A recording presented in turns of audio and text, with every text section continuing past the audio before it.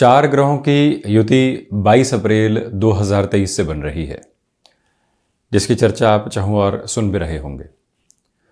सूर्यदेव अपने उच्च राशि स्थान में हैं, तो वहीं राहु पहले से ही मेष राशि स्थान में ही चलायमान है। बाय डिफॉल्ट अप्रोच में जो केतु की स्थितियां हैं वो तुला राशि स्थान में है। तो अब यहाँ सूर्य और राहु का ग्रहण दोष बना।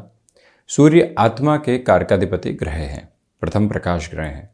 राहु सब्सटेंशियल बेस के ऊपर यहाँ किसी भी एविडेंस में नहीं है, परंतु जैसे हम अपनी सबकॉन्शियस को फील ही कर पाते हैं, देख नहीं पाते, वो ही अवस्था छायावादी ग्रह राहु की भी है। अब यहाँ विशेष बात यह रहेगी कि बुध भी मेष राशि स्थान में और मंगल मिथुन राशि स्थान में, इन दो ग्रहों का प्रमुख परिवर्तन भी यहाँ सामने है। तो अब आप देखिए कि बुधादित्य भी बना और बुध राहु का जड़त्व दोष भी बना। अब राहु अंतर चेतनाओं के अधिपति, जो फीलिंग्स के साथ में एक फियर निकल कर आता है, उसकी जो अप्रोच चलती है वो राहु के साथ में चलती है। राहु ब्रह्म भी है। तो वहीं बुध मानसिक चेतना के अधिपति, जब भी इंटेलेक्चुअल विजडम और सबकॉन्शियस अप्रोच किसी भी फियर को क्यूमुलेट करती है तो उसको हम जड़त्व दोष के रूप में देखते हैं, यानी कि बुद्धि में उस समय के लिए एक जड़ता आ गई, जो सोच रहे हैं उसी के ऊपर आमादा हो गए, उससे कुछ भी और नहीं सोचना है। वहीं पर जो गुरु हैं, 22 अप्रैल 2023 से देवगुरु बृहस्पति भी यहाँ मेष राशि स्थान में प्रवेश कर जाएंगे। अब गुरु राहु के चांडाल दोष की चर्चा है, तो वहीं पर सूर्य गुरु की स्थितियां भी साथ में रहेंगी, दो मित्र ग्रह। परंतु प्रमुख बात यह कि गुरु अब यहाँ पर बुध के साथ में भी रहेंगे। बुध और गुरु जब भी साथ में होते हैं, ये शत्रुवत ग्रह हैं। व्यक्ति ओवर थिंकिंग के प्रोसेस की ओर जाने की शुरुआत करता है। गुरु राहु का चांडाल दोष जब भी बनता है तो हम अपने सबकॉन्शियस अप्रोच को ही नॉलेज मान बैठते हैं। जो इंट्यूशंस मन के भीतर से आ रहे हैं पूर्वाग्रहों की वजह से, उसी को अपने लिए जानकारी मिश्रित ज्ञान मान लेना, ये दुविधा का सिरा है। तो ये जो चार ग्रहों की अवस्था और व्यवस्था यहाँ साथ में चलायमान रहेगी, इसको डिकोड करने की रिक्वायरमेंट है। सबसे पहले तो मन के भीतर जो भय बैठे हुए हैं उनको हटाकर हमको चलने की ज़रूरत है। अब भय का अर्थ ये हो गया, क्या होगा, कैसे होगा, नौकरी पेशा जीवन में अभी तो ठीक चल रहे हैं, ये युति और ग्रही व्यवस्था का समागम हो रहा है, हमारे लिए तो कोई भी ऐसी परेशानी का सबब नहीं है। वहीं किसी इंटरव्यू की तरफ जा रहे हैं, आता सब कुछ है, वहाँ कॉन्फिडेंस लूज तो नहीं कर जाएंगे, ये एक भय भीतर तक सताने लगता है। व्यापारिक जीवन में कोई भी मेजर डील क्रैक होने की तरफ जा रही है, अब वहां पर चार ग्रहों की युति है। सूर्यदेव वैसे तो उच्चस्थ हैं, बुधादित्य योग में भी है, सूर्य गुरु की युति भी है, परंतु ग्रहण दोष बना हुआ है। ऐसी अवस्था में व्यक्ति खुद को एक कंफ्यूजन के साथ में लेकर चलता है। तो प्रथमतया ये याद रखा जाए कि सूर्य देव का प्रभाव जब भी किसी भी भावस्थ क्रम के साथ में होता है वो नैसर्गिक ताकत लिए हुए होता है। जब भी व्यक्ति अपने भय को हटाकर देखेगा उसको नया उजाला नजर आएगा, और जब भी व्यक्ति भय के साथ में किसी भी अवस्था को देखेगा वहां कुछ भी नजर आने वाला ही नहीं होगा, सिर्फ भय ही नजर आएगा, और भय अपने विराट स्वरूप को सामने लेकर चलने वाला होगा। इसको एक उदाहरण के साथ में समझते हैं। नौकरी पेशा जीवन के भीतर चल रहे हैं, किसी व्यक्ति विशेष ने कहा कि हो सकता है ले ऑफ की अप्रोच निकल कर आए, उसकी सूचना आधी अधूरी थी, किसी और डिपार्टमेंट के साथ में थी। अब शुक्रवार को ही बात हुई और हम पूरे तरीके से घबराहट में आ गए। अब क्या होगा, किस हिसाब की स्थितियां होंगी, इतने लोन चल रहे हैं, बच्चों की शिक्षा चल रही है, घूमने फिरने जाना है, आशियाने के लिए भी व्यवस्थाएं करनी है। अब बात वहां पर जड़ मूल तक थी ही नहीं, अगले व्यक्ति ने असम्पशन के साथ में कह दिया था, और उस अंदाजे से शुक्रवार की दोपहर से सोमवार की सुबह तक भरपूर परेशान रहे। जो वीकेंड की अप्रोच थी, जो घर परिवार के साथ में समय बीतना था, वो चिंताओं के साथ में लगातार चलता रहा। सोमवार की सुबह मालूम चलता है कोई और डिपार्टमेंट की अप्रोच थी, आपके लिए तो यहां पर डेजिग्नेशन के गेन की अप्रोच आ रही है।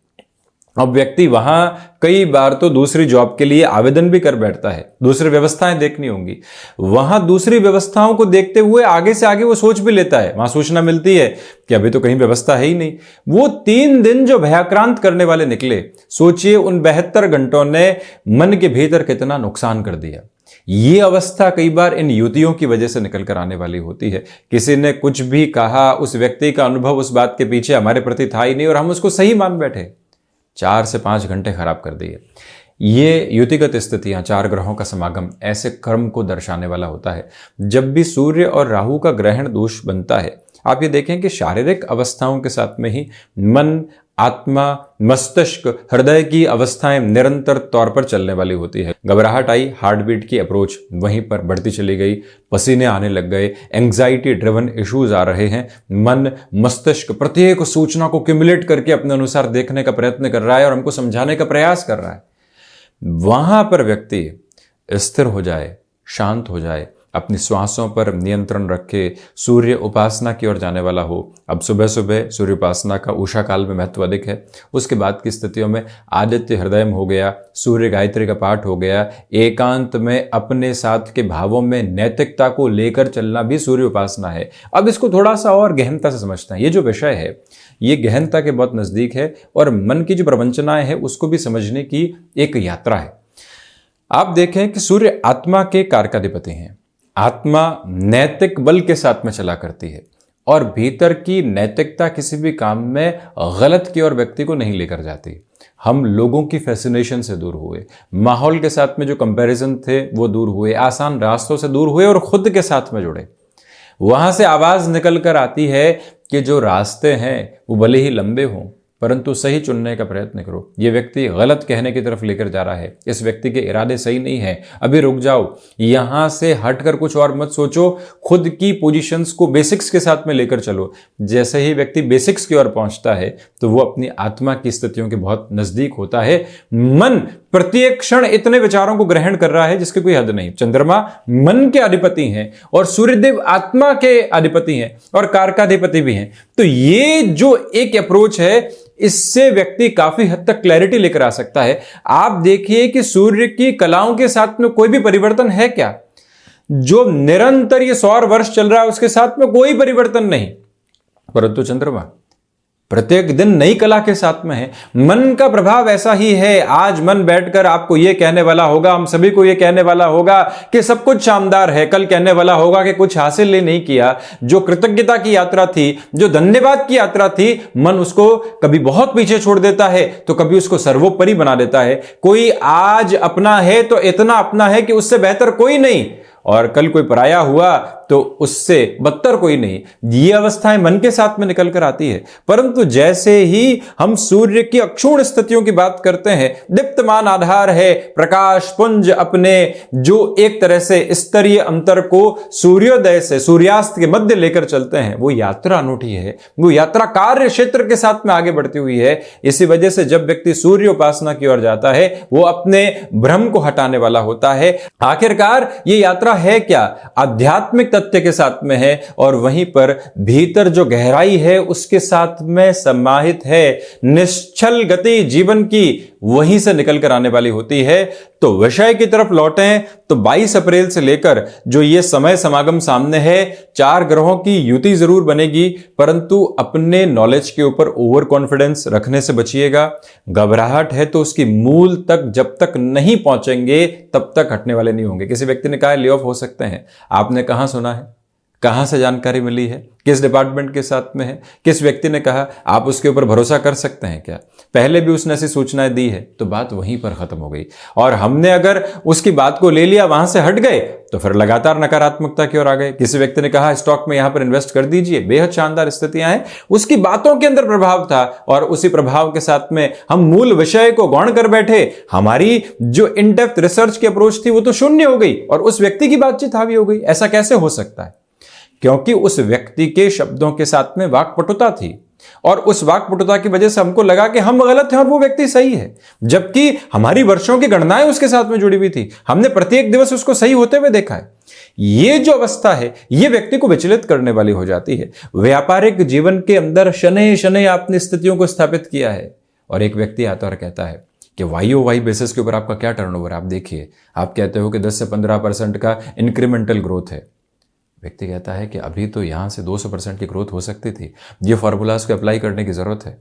अब वो फॉर्मूला हमने सोचे भी नहीं, समझे भी नहीं, उस व्यक्ति को उस क्षेत्र का अनुभव भी नहीं और उसकी बात को हम मान बैठे। ये जो ग्रही व्यवस्था है वही आधार को दिखाती है। मन के भीतर की अवस्थाओं को टटोलने की आवश्यकता है। आत्मा का आधार क्या है, वहीं जो सबकॉन्शियस अप्रोच है उसका बेस क्या है, सबकॉन्शियस है क्या, इसको भी समझते हैं। जो भी विचार हम ग्रहण करने वाले होते हैं, जो सुनते हैं, जिसको डिकोड करते हैं, जिस हिसाब से अपनी सोच की यात्रा को बनाते हैं, आसपास के माहौल के साथ में चलने वाले होते हैं, जहां रह रहे हैं वहां का तत्व क्या है उसको देखने वाले होते हैं, तो वहां से अंतर चेतनाओं के आधार बनने वाले होते हैं। परंतु अंतर चेतनाओं के भीतर नकारात्मकता भी है और सकारात्मकता भरा प्रस्फुटन भी है। जब व्यक्ति भक्ति की ओर जाता है तो वो तर्क मुक्त होने वाला होता है और वहीं से व्यक्ति अपने भीतर की अंतर चेतनाओं को एक शुद्धिकरण भी दे पाता है, प्यूरिफिकेशन का एक प्रोसेस दे पाता है। गुरु ज्ञान के अधिपति ग्रह हैं और व्यवहारिक जीवन जो चलता है वहां सर्वाधिक कारकत्व प्राप्त ग्रह हैं। अब आप ये देखिए कि जो धनागमन है, इसी के साथ में जो क्षमताएं हैं, इसी के साथ में संतान पक्ष का जो आधार है, वहीं जो आध्यात्मिक यात्रा है, वहीं हायर एजुकेशन की जो पॉसिबिलिटीज है, इसी के साथ में हमारी आजीविका के माध्यम के साथ में और क्या सोर्सेस डेवलप हो सकते हैं, सर्वांगीण लाभ की स्थितियां क्या है। कई बार लोग पूछते हैं कि जीवन का बेहतरीन समय कौन सा रहने वाला होगा। उनका अर्थ सिर्फ इतना ही होता है कि फाइनेंशियल बेसिस के ऊपर क्या कैलकुलेशन रहेगी। जीवन का बेहतरीन सरोकार एकमात्र फाइनेंसेस के साथ में नहीं हुआ करता। संतति क्या कर रही है, मान सम्मान कैसे हासिल किया, हमारे कार्य से दूसरे लोगों को क्या फायदा हुआ, हमने मटेरियलिस्टिक लग्जरी अटेन की, वो जरूर एक तरह से जीवन का हिस्सा थी परंतु पूरा ही जीवन नहीं थी। हमने यदि कोई प्रमोशन प्राप्त की है तो दूसरे को हटाया नहीं है, अपनी यात्रा के साथ में चलते हुए उस एक बात को देखा है। ये जो तात्विक विवेचन है व्यक्ति को प्रत्येक दिवस में अपने नजदीक लेकर जाने वाला होता है। ये यात्रा जो जीवन की है ये निरंतर आगे बढ़ रही है, ये रुकने की किसी स्थिति के साथ में है ही नहीं। हम कहां पर इस कंटेम्प्रेरी प्रोसेस के साथ में कुछ गलत करने की तरफ जा रहे हैं, इसको बताने वाला है कौन आखिरकार। लोग कई बार घबराहट के मारे, लोग कई बार जाने दो ना इस बात के बारे हमें चर्चाओं के साथ में जोड़ने वाले नहीं होते, हमको समझाने वाले नहीं होते। वहीं परम तत्व जो बारंबार एक टंकार के साथ में भीतर है वो ये कहने वाला होता है कि यहां रुक जाओ, परंतु वो सुनने के लिए भी रुकने की आवश्यकता है। हम बहुत एकांत में हैं और एक घड़ी लगी हुई है उसी जगह, यह हाथ घड़ी भी है, रिस्ट वॉच भी है, वहां पर भी जो सेकंड्स की आवाज़ है वो सुनाई देती है क्योंकि माहौल शांत है, एकांत है। ठीक उसी तरह से मन के भीतर के जो इतने भाव चल रहे हैं उसको सुनने के लिए भी ध्यान की आवश्यकता होगी। वहीं ये उपासना पद्धतियाँ व्यक्ति विशेष के लिए महत्वपूर्ण योगदान लेकर आती है। अब यहाँ जो दशा आपको चल रही है, जो गोचरी व्यवस्थाओं में राशि अनुसार जो क्रम परिवर्तित हो रहा है वो मन पर प्रभाव डालने वाला होता है। आप गौर कीजिए, कई बार हम खुद ही कहते हैं कि वहाँ वो निर्णय नहीं लिया होता तो बहुत बेहतर होते। आज वो समझ आई है, उस समय भी थी, परंतु वहाँ पर जो व्यवस्थाओं का प्रभाव था वो हमको ये बता रहा था कि हम बिल्कुल सही कर रहे हैं। जब भी व्यक्ति के द्वारा किया जाने वाला गलत उसके लिए सही हो जाता है, वहीं से दुविधाओं की यात्रा शुरू होती है। इस एक बात पर गौर करने की ज़रूरत है। तो यहाँ से जो ये युति बनेगी, प्रत्येक कदम में ठहराव की अवस्था रहे। पुराने कोई भी मामले थे वो उजागर हो रहे हैं तो वहाँ पर भी पेशेंस के साथ में हम चलने वाले रहें। ऐसे के साथ में मन जो बदलाव महसूस कर रहा है, कई बार नॉलेज की पोजीशंस ओवर कॉन्फिडेंस लेकर आती है और वो ओवर कॉन्फिडेंस गुरु राहु चांडाल दोष का बहुत बड़ा द्योतक है। बुध राहु का जड़त्व दोष आपको ये बताने वाला होगा कि इस व्यक्ति से मुलाकात से होगा क्या। उदाहरण के तौर पर मार्केटिंग में जुड़े हुए हैं, लगने लगा कि यहाँ से मुलाकात कुछ नहीं निकालेगी, 50 बार पहले भी मिले हैं, शेयर वेस्टेज ऑफ टाइम है। वहीं एक बार उस एक बात को अजम्पशन को हटाते हैं और कहते हैं कि नहीं, एक बार प्रयास करके देखते हैं, और वहीं से आनंद के सिरे सामने जोड़ने लगते हैं। यही कारण है कि ये जो व्यवस्था बन रही है इसमें बुधादित्य योग भी प्रभावी है। सूर्य राहु का ग्रहण दोष जरूर है, परंतु जब हम किसी भी एक बात के साथ में निरंतर हैं तो ग्रहण दोष के प्रभाव को हम कम होते हुए देखते हैं। इसी के साथ में जो यहाँ पर गुरु और सूर्य की युति है, जहाँ पर आपने अपने भीतर के लंबे अनुभव को, कंटेम्प्रेरी पोजिशन के एक्सपीरियंस की बात नहीं कर रहा, लंबे अनुभव को जहाँ सिरबद्ध तौर पर जगह दे दी, वहाँ पर ये योग और युति ख्याति के आधार को भी लेकर चलती है। अब ओवर थिंकिंग के साथ में प्रॉब्लम यह होती है कि जो भी नकारात्मक विचार आए लगातार हम उसके ऊपर सोच रहे हैं, कुछ और विचार आ ही नहीं रहे हैं। नींद आई और उठे, उसके मध्य जो सपने की अवस्था थी उसमें भी वही विचार निरंतर चल रहे थे। क्या है ये अवस्था, क्या है ये सबकॉन्शियस बेस जो व्यक्ति को ओवर थिंकिंग की ओर लेकर चलता है। वहीं पर गुरु बुध की युति बताती है कि ऐसे नए विचार खुद को देते हुए चलो जिस पर ओवर थिंकिंग की जाए। हम अपने कामकाज में हैं, एक बार ये बात अपने मन के भीतर इन्फ्यूज कर दी कि कुछ नया निकालेंगे, अब ओवर थिंकिंग पूरी वहीं पर चल रही है। यकीन मानिए एक अलग दुनिया सामने होती है। परंतु जहां सिर्फ कैलकुलेशन के साथ में उलझ गए, जहां विचारों को किसी की आलोचना के साथ में जोड़ दिया, जहां पर खुद के लिए भय के सिरों को स्थापित कर दिया, वहां पर ओवर थिंकिंग कहीं पहुंचाने वाली नहीं होती, उल्टा और अधिक नकारात्मक करते चले जाती है। यही कारण है कि इस अवस्था स्थिति में एक मूल मंत्र बारंबार अपने लिए बनाकर रखिएगा कि ये व्यवस्था नकारात्मकता का द्योतक नहीं है। नवग्रहीय व्यवस्था का आधार व्यक्ति को इस भौतिक जीवन से आध्यात्मिक जीवन की यात्रा को परिपूर्णता के साथ लेकर चलते हुए जो व्यवस्थाएं ईश ध्यान के माध्यम से होती है, जो सर्वोच्च सत्ता के साथ में जुड़ाव की तरफ होती है, जो प्रत्येक श्वास के स्पंदन के साथ में हरि नाम को जोड़ते चले जाती है, जो प्रत्येक श्वास के साथ में ठहराव का एक क्रम लेकर आती है, वो ही क्रम सबसे महत्वपूर्ण है। सूर्य उपासना, प्रथम प्रकाश ग्रह की उपासना, चंद्रमा के साथ में पूर्णिमा, इसी के साथ में जो व्रत आदि की स्थितियां आने लगती है, वहीं पर जो शिव उपासना का तत्व विशेष है, जिसके साथ में जलधार की प्रमुखता है, मंगल जहां कार्तिकेय की उपासना प्रमुख तौर के ऊपर निकल कर आती है, मंगल जो अंगारक हैं, मंगल जो भूमिसुत हैं, उनके साथ में जो अवस्थाएं निकल कर आती है वो व्यक्ति के पराक्रम को बढ़ाने वाली होती है। बुध मानसिक चेतना के अधिपति, वहीं गणपति उपासना जुड़ी हुई है, देव गुरु बृहस्पति, वहां पर निरंतर ज्ञान की जो उपासना है, विष्णु उपासना है, उसका आधार वहां से निकल कर आता है। जब भी व्यक्ति शुक्र की स्थितियों को देखता है तो भौतिकता की प्रवंचनाओं से दूर हटकर जब अपने भीतर की अक्षुण्णता को देखने वाला होता है, लग्जरी आप बढ़ाते चले जाइए, यहां से वहां, वहां से यहां, ये पूर्ति का साधन है ही नहीं, कहां तक पहुंचेंगे। वहीं शुक्र की अवस्था एक क्वेश्चन मार्क के साथ में एस्टेब्लिश होती है कि हम कहां भटक रहे हैं। वहां मां दुर्गा की उपासना और आराधना, क्योंकि मां के पास प्रत्येक प्रश्न का उत्तर है, वो ताकत निकल कर आती है। हम अपने कर्म के साथ में वर्तमान में कितने स्थिर हैं, वहां महान्यायाधिपति शनिदेव की उपासना निकल कर आने वाली होती है। भौतिकता भरे भटकाव कितने ही जीवन के भीतर देख लीजिए, अंत तो गत्वा, उसके बाद में सिरा कहां पहुंचने वाला होता है, वो आधार शनिदेव का है। और वहां राम काज कीन्हे बिनु मोहे कहां विश्राम, जो हनुमंत उपासना है वो अक्षुण क्रम बनने वाली होती है। जब व्यक्ति अपनी अंतर चेतनाओं को और भीतर के उच्चत्व को देखने वाला होता है, वहां पर राहु और केतु की उपासना पद्वतियां निकल कर आती है। ये दोनों ही छायावादी ग्रह है, तो इसी वजह से आप देखिए कि भले ही मंत्रों के जाप के आधार के साथ में हम चर्चा करें, वो मन के भीतर की स्थितियों को निरंतर मांझने वाला एक क्रम है। यह है नवग्रही व्यवस्था की स्थितियां, और इसके साथ में जब भी व्यक्ति चलने वाला होता है, इन युतियों को समझने की स्थितियों की ओर जाता है। इन 12 भावों की यात्रा अलग है, 27 नक्षत्रों की यात्रा इसके साथ जुड़ी हुई है, नवग्रहों का प्रभाव इसके साथ जुड़ा हुआ है, उनकी दृष्टि क्रम की स्थितियां जुड़ी हुई है, नवमांश, दशमांश, इसी के साथ मस्तक वर्ग की स्थितियां, दशाओं के क्रम जो महादशा, अंतरदशा, प्रत्यंतर दशा के रूप में होते हैं, वहीं पर कौन से ग्रह वर्गोत्तम आधार के साथ में है, ये सब देखते हुए अपनी पर्सनैलिटी की ट्रेट को समझना, और जो बैक टू बेसिक्स की अप्रोच कई बार कही जाती है, उसका अर्थ यही है कि अब सुलझने की ओर जाओ, उलझ बहुत चुके, हमें यहाँ किसी व्यवस्था की चौकीदारी नहीं करनी है, जीवन को आनंदित करते हुए चलना है। एक उदाहरण के साथ में इस कार्यक्रम के समापन की ओर जाना चाहता हूँ। जब घर से इवनिंग या मॉर्निंग वॉक की ओर निकलते हैं, मोबाइल साथ में है, रिस्ट वॉच साथ में है, वॉलेट साथ में है, कुछ और एसेसरी साथ में है, बारंबार सबको चेक करना पड़ता है। परंतु जैसे जैसे इन सारी एसेसरी से दूर होकर व्यक्ति मॉर्निंग वॉक के लिए निकलता है, यकीन मानिए वो प्रकृति के साथ में स्पंदन को लेकर चल पाता है। बारंबार हाथ लगाकर इन सारी एसेसरीज को चेक करने की ज़रूरत नहीं होती।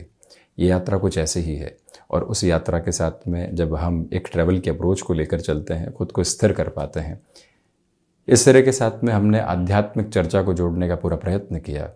ये किंचित प्रयत्न इसी एक अवस्था के साथ बारंबार बताता है कि हम इस एक स्थिर आधार को समझें कि ये युतियाँ कह क्या रही है। तो यहीं अपनी वाणी को विराम देते हैं, बारंबार चर्चाओं के साथ उपस्थित होने का प्रयत्न करते चले जाएंगे। धन्यवाद एवं कोटिशः आभार।